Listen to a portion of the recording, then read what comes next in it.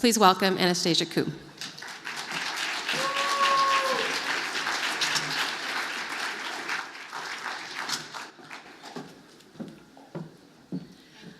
Hi, everyone. Thank you so much, Sarah. Thank you, Rick, and the Broadbent Institute for having me here today.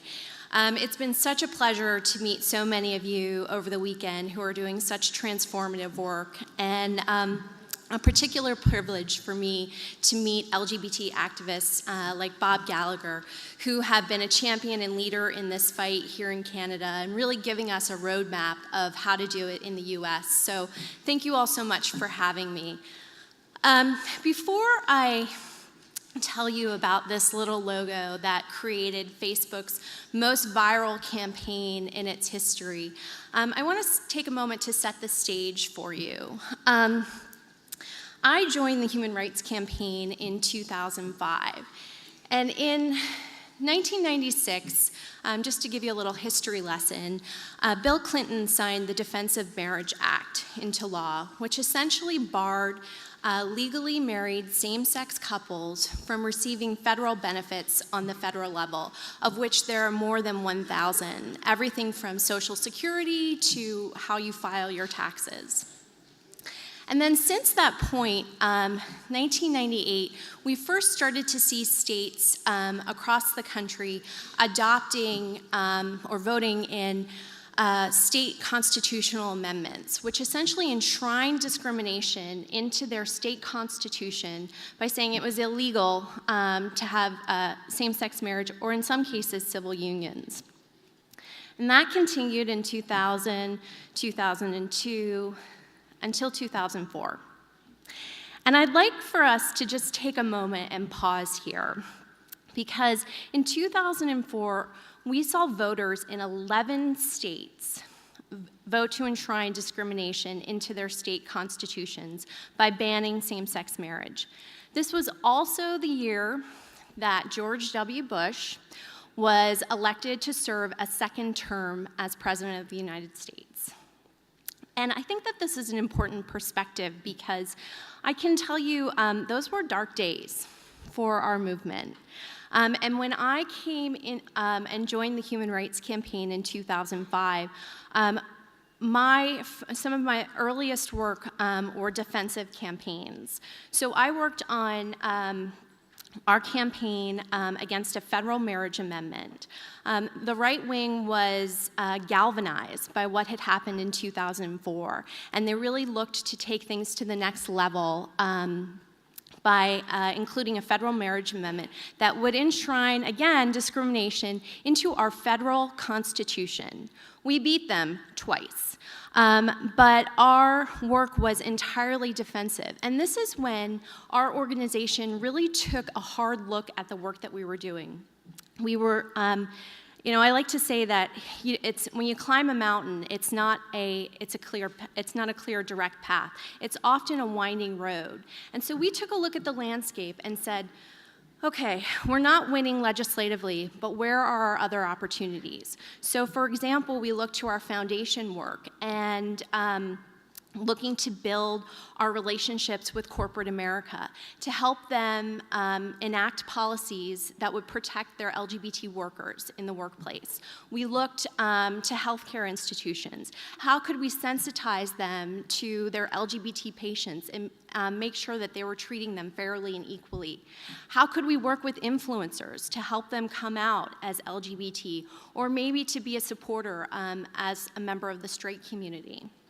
So we really took a hard look while we were planning for how to advance our wins in legislatures. How could we turn legislatures? How could we make small, significant gains when it came to civil unions and then marriage? But we're talking years down the road. So we really looked at the opportunities that existed in a landscape, in a very difficult landscape, and where could we win? Where could we take that time in those dark days to help galvanize our movement and to put forth a plan to winning?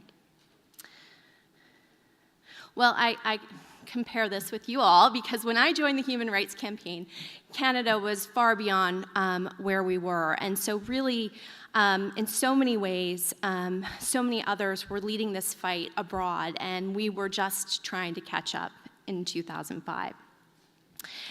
And so this is just a timeline that sort of shows you how slow and incremental these gains were. You know, looking back at the past year, it feels very quick, but actually it was a slog. And in 2008, we actually had a major setback when in California, voters passed Proposition 8, which bans same-sex marriage in arguably what people think is the most liberal state in the United States. So really, it was slow and incremental planned work. But correspondingly, a lot of the work that we did wasn't legislatively based. It was about changing culture and changing the conversation.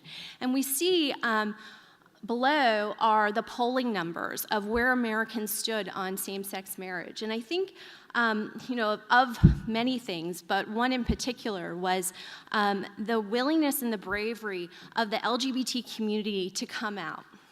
And not to just come out to their immediate family, to come out to their friends and their family, their coworkers, their neighbors, so that no longer could someone say that they knew someone that was gay and that was someone on television. It was their cousin, it was their coworker, it was their neighbor. It humanized and personalized the issue with those stories. Until 2012, we were moving slowly, but we hit a tipping point when, for the first time, 8 years later, we saw voters go to the ballot box and affirm our issues. And I can't, the photo below is of our field team who worked and ran the field campaigns in these states. They're hard to put into words what we were feeling, but I think this photo captures it. We were so excited. It was unbelievable that we were successful in advancing marriage equality at the ballot box in 3 states and stopping a ban in 1 state. I mean, it was a monumental moment. And so, but the groundwork was laid in so many of ways. As I mentioned, for the first time in 2012, we saw a majority of Americans who supported marriage equality. We also saw 8 out of 10 Americans say that they now knew someone that was LGBT. And we also saw corporate America weighing in on these issues well beyond their own internal policies. They actually came out and said equality is good business, and they weighed in on these marriage fights that we had never seen them do before. And it was in large part, you know, the groundwork that we had laid that allowed us to get to this moment. So we came off of that huge victory in November, and in December, we heard that the Supreme Court was hearing not 1, but 2 major cases. The first, a challenge to California's Proposition 8, and the second was a challenge to DOMA. And my organization was intimately involved in the Proposition 8 case. Our new president was the architect of that case. So we were obviously invested in the cases. But more than that, we recognized that there was momentum, that this was a moment in our national conversation to help elevate this and continue this dialogue around marriage. And so what I'm about to share with you is textbook campaigning of what we did and what we did so well. So the first was we established a communications war room in our building that brought together all of our allies under essentially a big tent. And how are we day in and day out going to be communicating through an earned and paid media strategy of how to continue this conversation, how to elevate this dialogue around marriage? Every single day they came to work in our building under a broad coalition to help move this issue forward. The second was that we were actively planning for events around the Supreme Court and then certainly for events across the country to show that the poll numbers were right, that this was a moment that people supported this. We knew our opposition was going to do it, so we had to plan, and we planned 2 scripted days of speakers from across the spectrum to talk about marriage and to really show the solidarity and support that existed out there. But more than that, we put in a comprehensive work plan in place. And the objective was to make sure that we were building a drumbeat up to those cases, to position our organization as the go-to resource around these cases, and to continue that dialogue.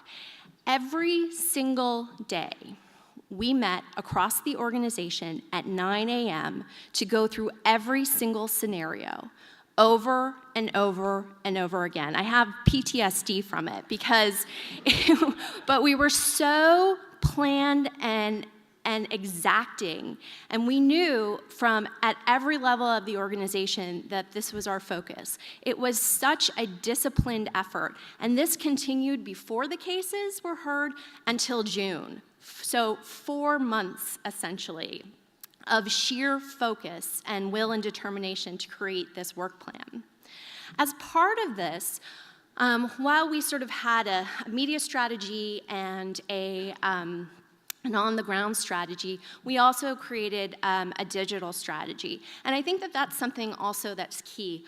Our digital strategy oftentimes leads our communication strategy. It's not an afterthought. It is an integrated part of how we communicate. And so my team and I put together, essentially, again, a very scripted plan that said at 9 o'clock, at 1 o'clock, at 3 o'clock, at 5 o'clock, what were we doing to create new content, to repackage old content, to help build that drumbeat so that our followers and our supporters knew to look to us for this information. They knew that this was going to be a historic moment and that we were building the momentum toward that moment. And so we did everything from blog posts to videos to image shares. I mean, we were above and beyond. And again, it was that scripted plan that helped us get to this moment. And as part of that, I took our iconic blue and yellow equal sign logo, and I had this idea to tint it to the color of red. And for us, red symbolizes love and what we really believe these cases were fundamentally about. And anyone that has ever worked with me over the course of my career will tell you they couldn't believe that I had said to do this. I mean, it is like I broke every single rule that I had so carefully followed and enforced. It's just a branding no-no. You don't do this. But it felt as though this was a historic moment and the right time to break the rules. And I'm fortunate that I work in an organization and a culture that really helps innovation and creativity thrive. And they said, go for it. So on Monday, the cases were to be heard on a Tuesday and Wednesday in March. And on Monday, we asked our supporters on Facebook and all of our other digital platforms, Instagram and Twitter, to change their profile picture to the red logo. So that happened at 2 p.m. And at 6 p.m. that day, George Takei, who some of you may know as Mr. Sulu, but he's an internet guru in his own right with, I think at the time it was 3 million, but he has 3 million to 4 million followers on Facebook. He changed his logo as well. But we seeded this. We looked over the weekend and asked ourselves, who are our top 10 influencers? And how are we going to ask them to get engaged in this campaign? We reached out to George ahead of time and asked him to participate along with other influencers and celebrities and actively put the ask out there. And we're fortunate that George agreed to do so. When George is a longtime supporter of the organization, when he decided to come out publicly, he did so with the Human Rights Campaign, and so we were so thrilled to have his support and that of his supporters. So I went to bed at 11 on Monday night, and I had an early morning press event the next day. I think it was I had a 5 or 5:30 a.m. call time. And so as I'm sure many of you do, you check your email, you check social before you go to bed. I woke up about 4:30. It was a big moment. I was very ginned up. And I instantly, like many of you do, I checked my email. And I saw that my main communications vehicle had crashed. And the only word I can say is, fuck. was, I don't even know how to put this mildly, but freaking out does not even begin to address what I was feeling. So I'm checking my email, I'm emailing and calling my staff at 4:30 in the morning to say what is going on. And I'll never forget, my husband grabs me by my shoulders and says, you know, no matter what happens, the site is up, the site is down. You and your colleagues have worked so hard for this moment for years. You are about to make history. Just know that. It doesn't matter if the site's up or down. Just know you're making history. And I said, I don't have time for this. I gotta go.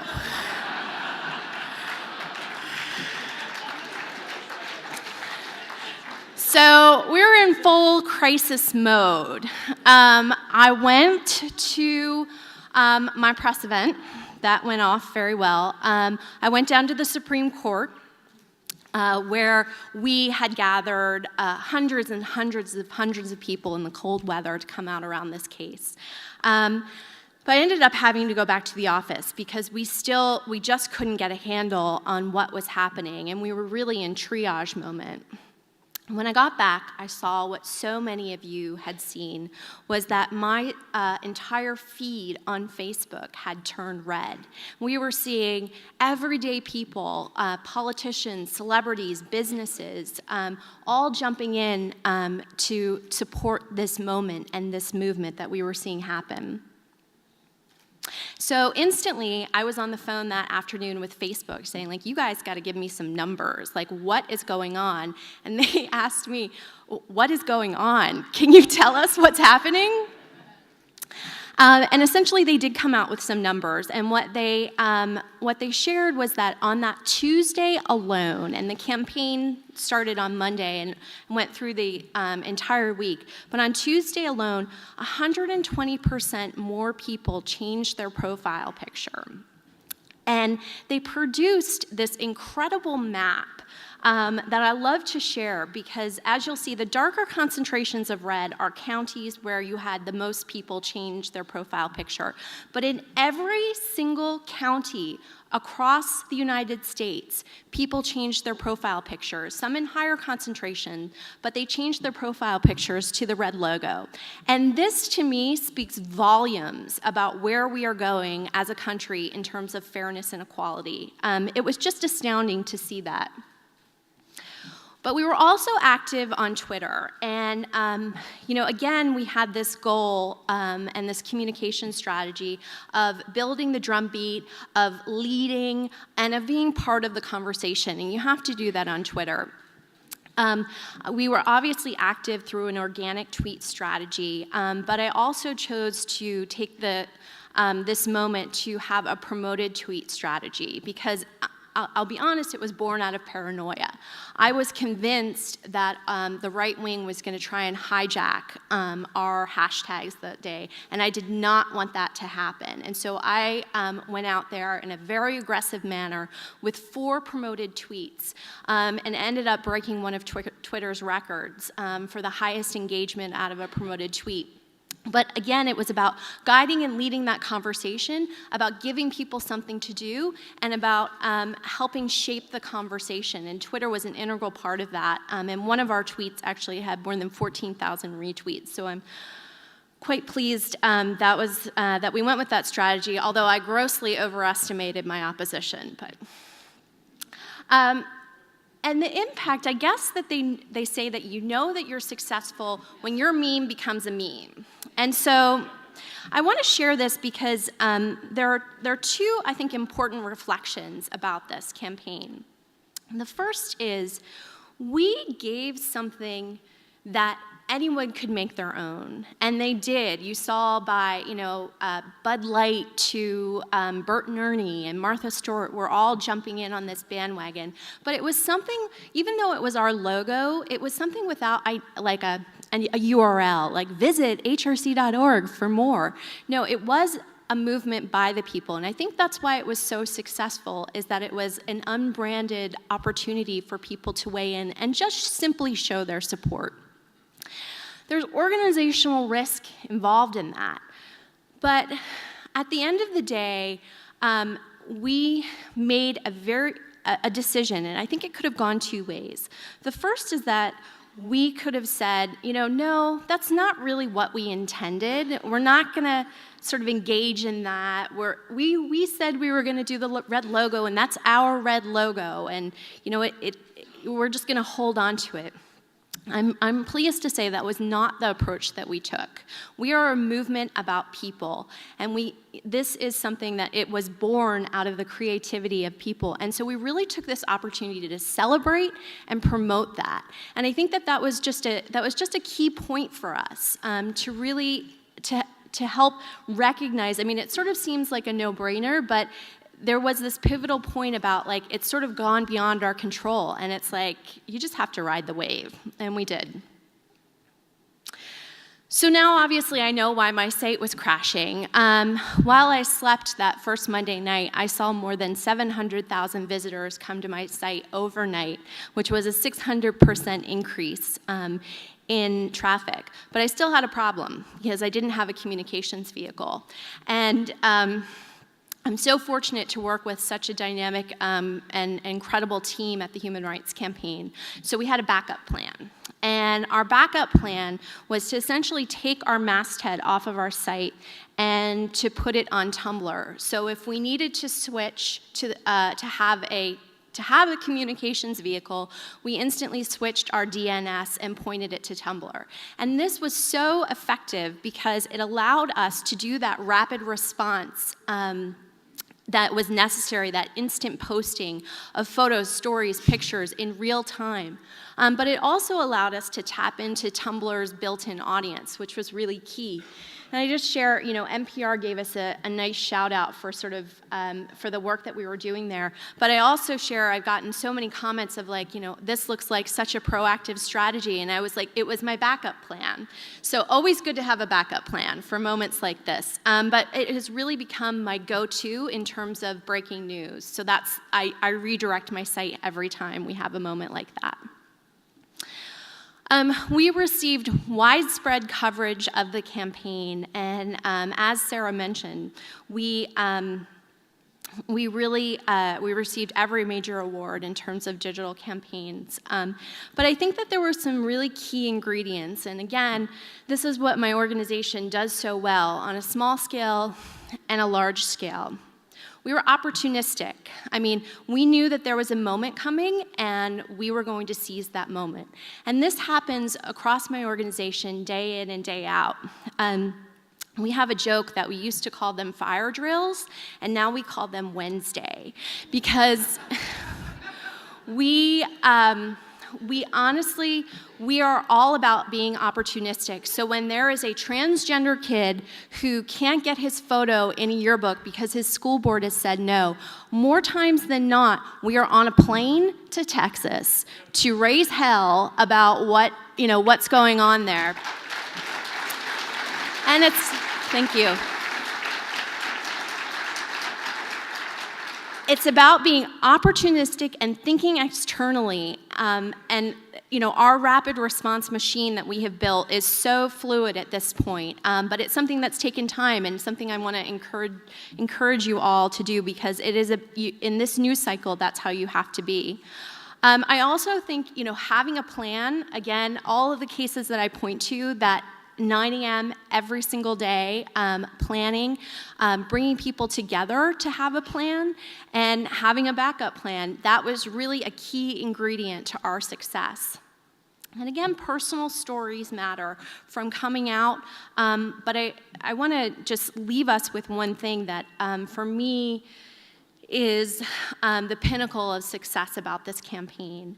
We received countless stories from people who said how much this campaign meant to them. Oftentimes, they were surprised by the people who chose to change their profile picture.